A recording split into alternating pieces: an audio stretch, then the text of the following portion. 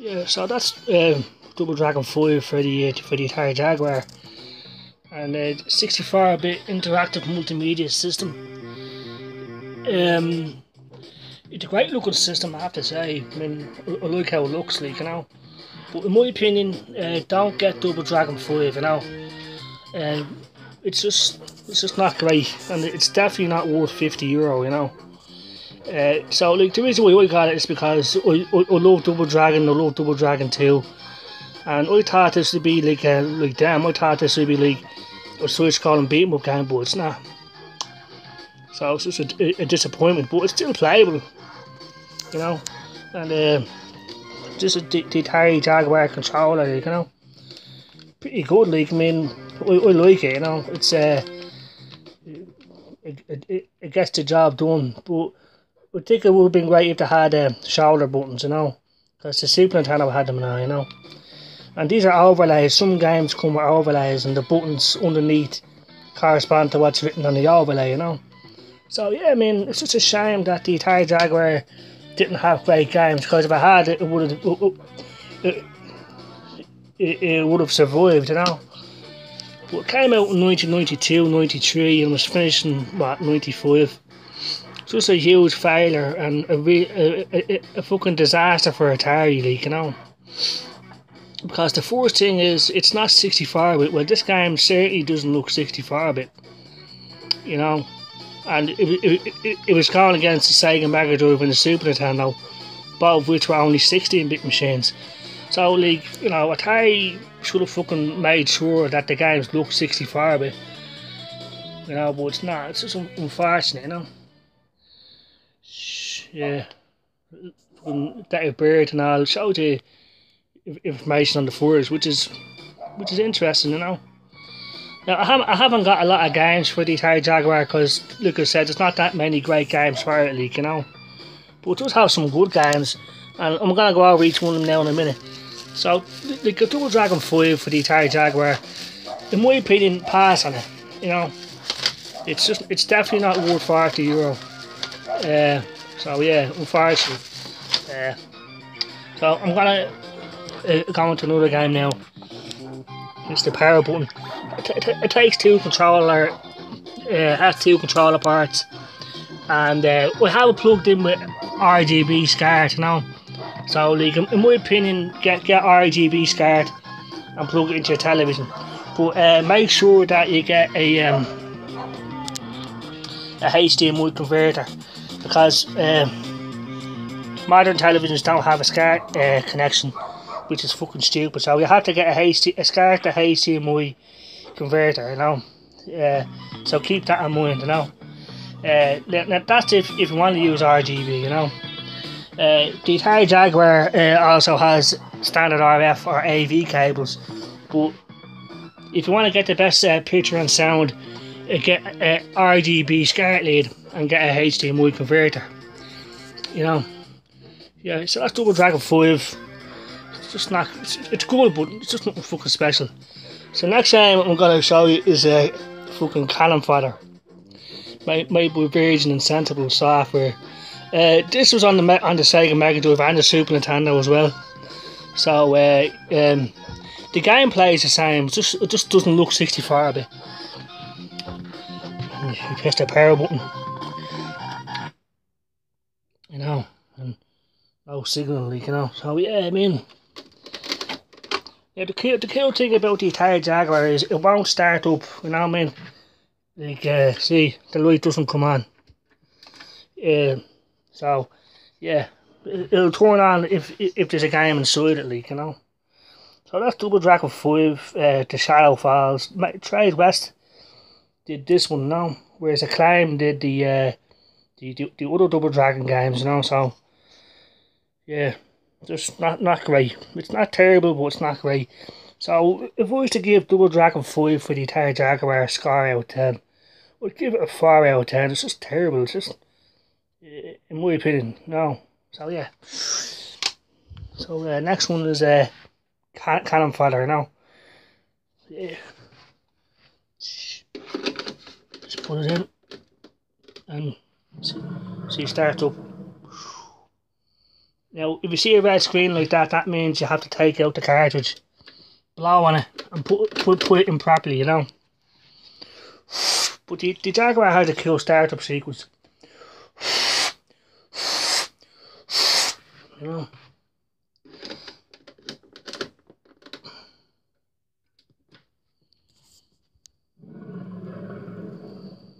Yep. Jaguar.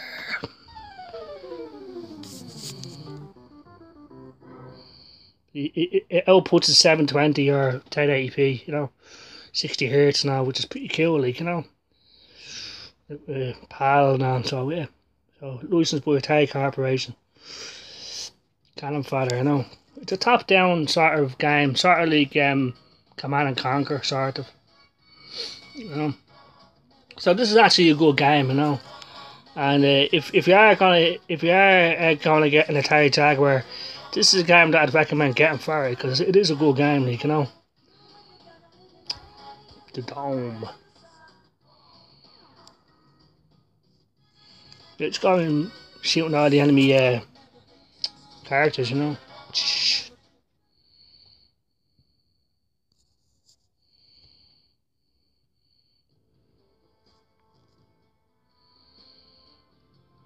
Home and away. So these are all your soldiers, like, you know. So you move the arrow around, you press the button, and your soldiers go and attack or blow up the place. See?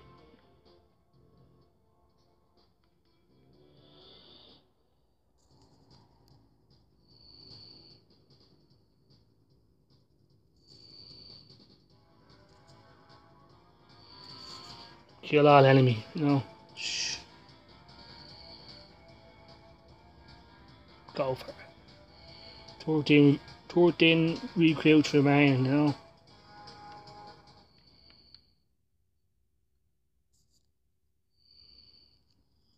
So it's pretty cool, like, you know. With them two green oaks there, they're my soldiers, like, you know. And them oaks there are the enemy soldiers, so. Yeah. So you put the arrow to move there, see?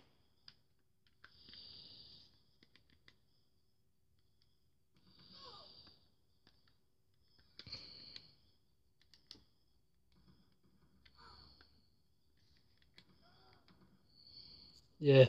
So you get the gist, like, you know. Yeah. You just move around and you blow up things. It's a pretty cool game, like, you know. And like later on, it gets pretty challenging, like, you know. And when it runs into a target, it's too far away, you see. So you gotta get closer.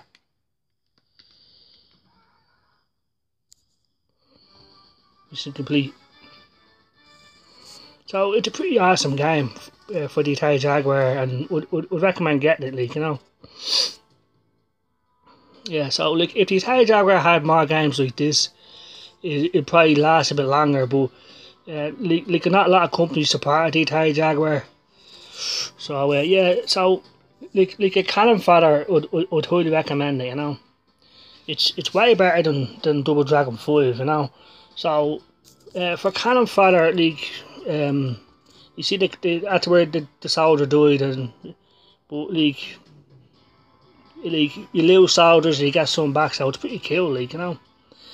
So yeah, I would highly recommend getting cannon fodder, you know. So yeah.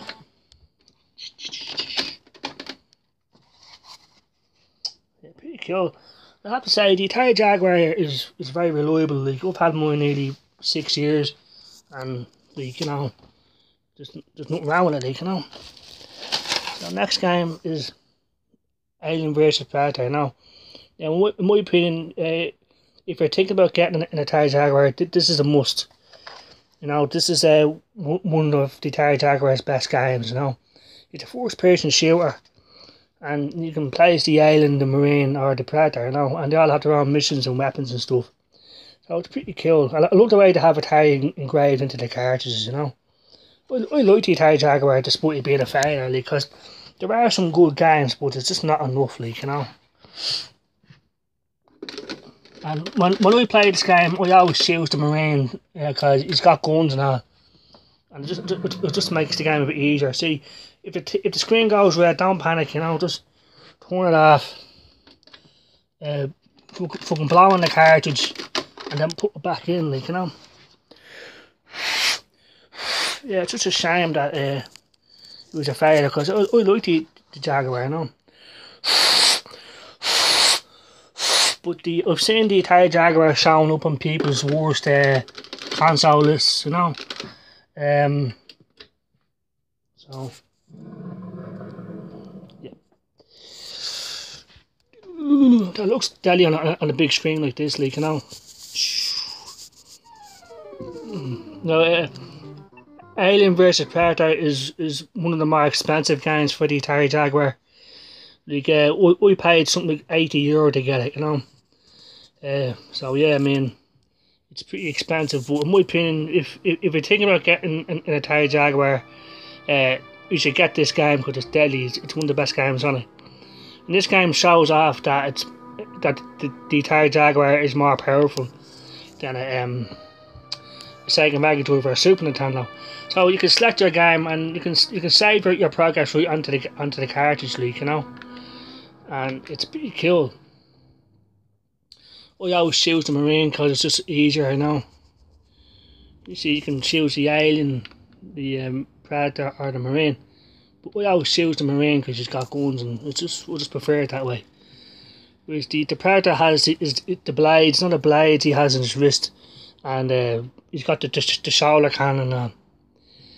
Whereas the Alien doesn't really have any weapons, he just uses his tail and his mouth, like, you know. To claw people, but the Alien moves faster and it's able to climb on walls and stuff like that. So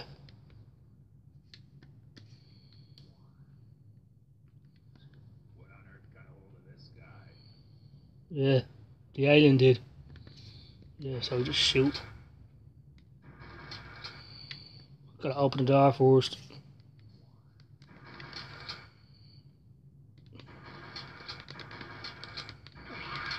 Yeah, now like, just like out of the movie, the blood is acid, and if you go near it, it'll hurt you, like, you see what I mean?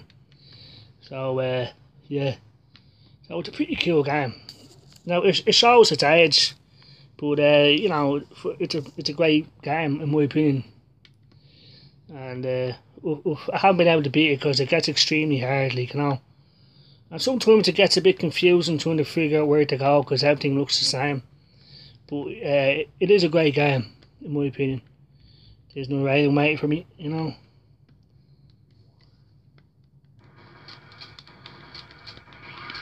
Yeah, later on you get different weapons like the pulse rifle and stuff, which is pretty cool, you know.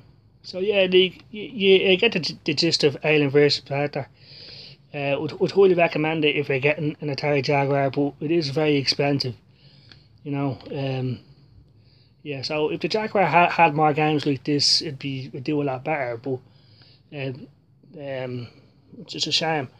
Yeah, so that's Alien vs Predator. You know, it's pretty cool, and it's one of the better games for the Atari Jaguar. Yeah, so Alien vs Predator, would give it an 8 out of 10. It is a brilliant game. Just get very hard and it just get confusing trying to figure out where to go. But apart from that, it's a brilliant game. You can be the Alien, the Marine, or the Predator, and it's fucking awesome, in my opinion. So yeah, yeah. Now I got my Atari Jaguar with the controller, and I got a game called Cybermorph with it for around €80, which was pretty cool. Like, it came boxed and all, like, you know, which is pretty cool.